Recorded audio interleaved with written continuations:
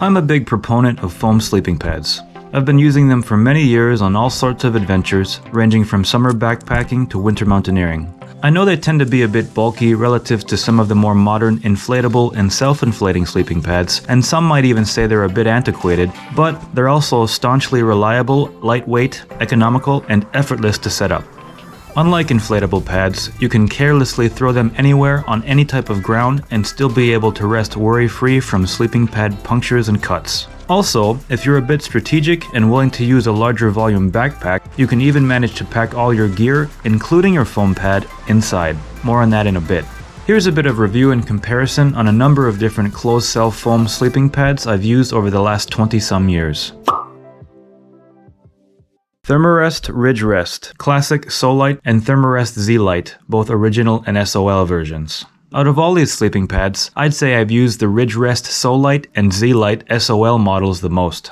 Both feature an aluminized reflective layer on one side, which makes them slightly warmer than their classic and original counterparts. Given the choice, I'd recommend the aluminized versions of both because having that bit of extra warmth isn't going to hurt anything, the difference in cost is negligible, and they just look cool. However, I do want to point out that with use, these surfaces do slowly but surely start to wear down, leaving the pads with more a matte type of finish than a reflective one. The Ridgerests Classic and Solite are a bit more bulky than the Z Lite options, but also noticeably warmer and more comfortable, especially on snow and softer ground.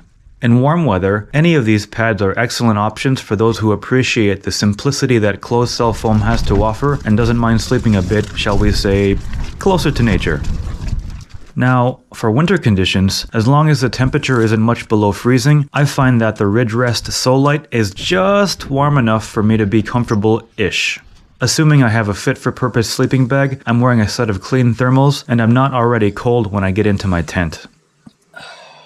It is worth noting though that I tend to sleep warm, and thus others might find the pad less suitable for winter situations than I do. The Z Lite sole will pack down to slightly smaller than the Ridgerest, which is a small advantage. For me, the Z Lite sole is definitely not warm enough for winter situations, but plenty of my more Spartan and gritty mountaineering friends use them on their fast and light alpine ascents. By the way, if you like this video, make sure to subscribe, because why not?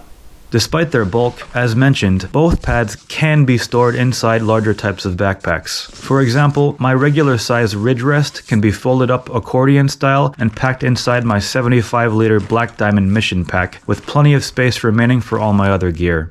When folded up and compared side by side, even though the pads have slightly different thicknesses, they occupy about the same amount of space. The weight difference between the size regular Z Lite and Ridgerest pads is pretty much negligible, as both weigh in at about 400 grams or 14 ounces.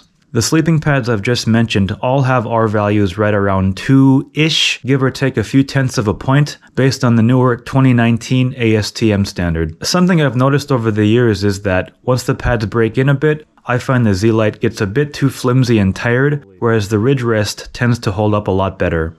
Clearly, I've developed some bias towards the Ridgerest, but for good reason.